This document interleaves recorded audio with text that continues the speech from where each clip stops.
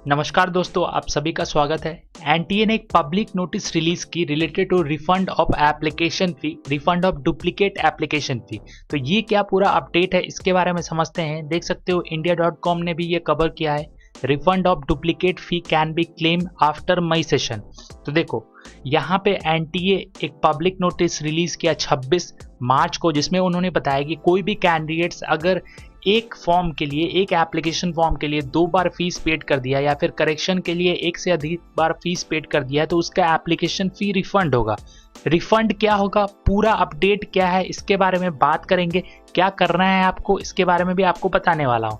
देख सकते हैं कुछ और आर्टिकल्स है। तो ये जो रिफंड होगा आपका, ये मई सेशन के बाद होगा। मतलब मई का एप्लीकेशन फॉर्म फिलअप हो जाएगा, करेक्शन हो जाएगा, एग्जामिनेशन के बाद आपको रिफंड दिया जाएगा अगर आपने डुप्लीकेट फी पे किया है। डुप्लीकेट फी क्या है, इसके बारे में समझने के लिए एनटीए ने एक पब्लिक नोटिस रिलीज की। उस पब्लिक नोटिस का लिंक मैं डिस्क्रिप्शन में डाल दूंगा, पीडीएफ का, जिससे आप भी चेक कर पाओगे और पढ़ पाओगे। और इस वीडियो में तो मैं आपको बताने ही वाला हूँ। नेशनल टेस्टिंग एजेंसी जो कि कंडक्टिंग बॉडी है जॉइंट एंट्रेंस एग्जामिनेशन के लिए, जो कि आपको एडमिशन देती है अंडर ग्रेजुएट प्रोग्राम्स में, जैसे कि एनआईटीज, ट्रिपल आईटीज और सीएफटीआईज कॉलेज में, इंस्टीट्यूशन में। तो इसके बारे में तो आपको पता ही है। उसके अलावा बताऊं तो जो एप्लीकेशन फॉर्म की प्रक्रिया है, एप्लीकेशन फॉर्म आपको पता है 4 सेशन के लिए फिलअप किया जा रहा है।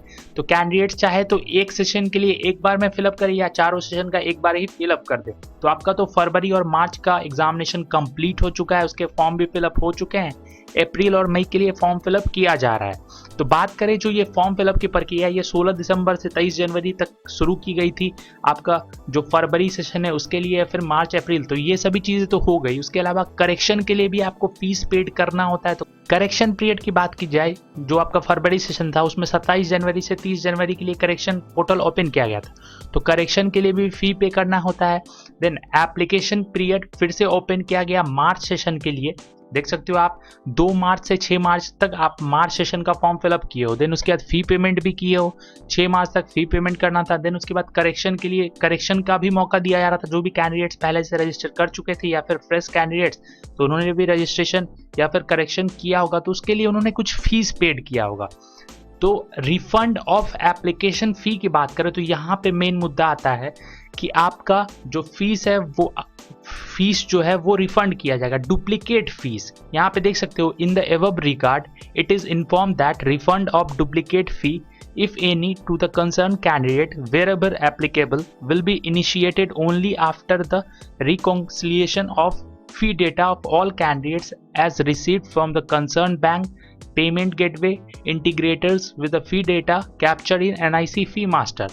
अब देखो, कोई भी कैंडिडेट्स अगर एक से अधिक बार एक एप्लीकेशन फॉर्म के लिए अगर फी पे करता है या फिर करेक्शन के लिए अगर फी पे उन्होंने कर दिया है, गलती से कि उन्होंने फी पे कर दिया है, तो उनका फीस रिफंड हो जाएगा। अब ये जो एनटीए का जो एक देख सकते हो एनआईसी फीस मास्टर है, जो कि पेमेंट गेटवे करके है। तो यहाँ पे बहुत सारा डेटा कलेक्ट किया जाता है, तो बहुत सारा डेटा कलेक्ट किया जाएगा। देन उसके बाद जो बैंक है, जो भी बैंक में फी पेड किया गया है, वहां से सारा डेटा को एक जगह लिया जाएगा और जो भी कैंडिडेट्स का एक से अधिक बार फीस पेड हो गया है उनको वापस किया जाएगा।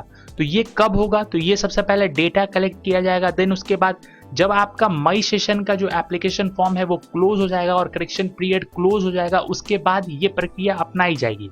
अब इसमें बहुत सारे बच्चों को ये भी डाउट आएगा कि मान लो कोई बच्चे ने अप्रैल एग्जामिनेशन के लिए फी पे किया या फिर मई एग्जामिनेशन के लिए फी पे किया, वो फी आपका रिफंड नहीं होगा। अगर उसके बदले में आपने 2 बार फी या 1 बार फी एक्स्ट्रा पेमेंट कर दिया है तो वो फी रिफंड होगा। मतलब अप्रैल का फी रिफंड नहीं होगा, मई का फी रिफंड नहीं होगा। अगर आपने फी पे कर दिया है तो आपको तो एग्जामिनेशन देना ही होगा। उसके अलावा अगर आपने मई के लिए 2 बार फीस पेड कर दिया है तो वो रिफंड किया जाएगा। या फिर करेक्शन के लिए अगर आप फी पे करते हो, 2 बार गलती से फी पेमेंट कर दी हो, तो फीस आपका रिफंड किया जाएगा। ये एनटीए की तरफ से है। इसके बारे में और अपडेट अभी निकल के आना है। अब देखो, एक चीज हो सकता है, जहां से आपने फी पेमेंट करवाया है, मान लो कि आप अपने डेबिट कार्ड से फी पे की हो, तो जो भी कंसर्न बैंक है जहां से आपने फी पे किया है, डायरेक्टली उसमें रिफंड कर दिया जाएगा। तो ये गेटवे जो है, पेमेंट गेटवे मेथड, उसके थ्रू एनआईसी फी मास्टर जो कि डेटा कैप्चर करती है, वो डायरेक्टली आपके बैंक अकाउंट में फी को रिफंड कर देगी। तो इसके लिए कोई